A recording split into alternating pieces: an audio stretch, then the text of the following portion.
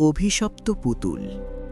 এই ঘটনাটা শোনার পর হয়তো তুমি আর কোনো পুতুলকে আগের মতো করে দেখতে পারবে না, কারণ সব পুতুল কিন্তু খেলনার জন্য তৈরি হয় না।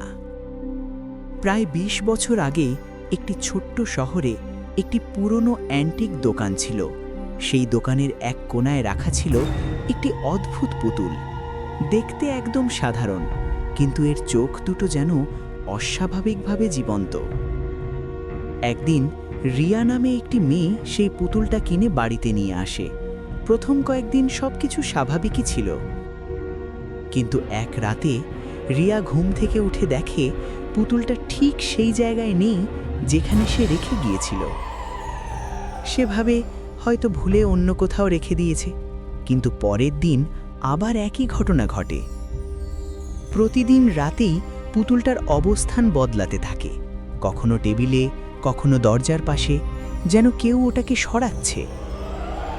এক রাতে রিয়া হঠাৎ অনুভব করে কেউ যেন তাকে দেখছে। সে ধীরে ধীরে চোখ খোলে আর দেখে পুতুলটা তার বিছানার দিকে মুখ করে বসে আছে। কিন্তু ভয়ের বিষয়টা ছিল অন্য কিছু।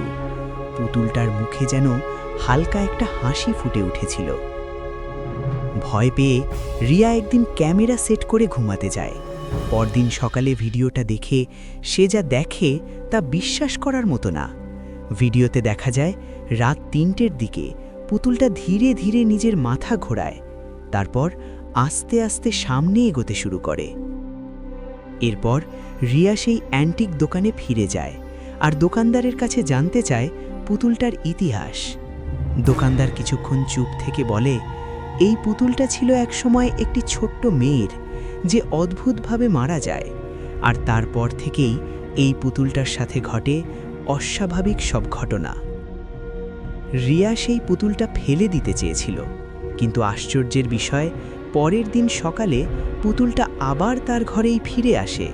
তারপর থেকে রিয়া আর কখনো ওই পুতুলটাকে স্পর্শ করেনি। কিন্তু প্রশ্নটা এখনো রয়ে গেছে, এই পুতুলটা কি সত্যিই অভিশপ্ত, নাকি এর পেছনে আছে এমন কিছু যা আমরা এখনো বুঝতে পারিনি? আজ রাত ঘুমানোর আগে একবার চারপাশটা ভালো করে দেখে নিও, কারণ হয়তো কেউ তোমাকে দেখছে।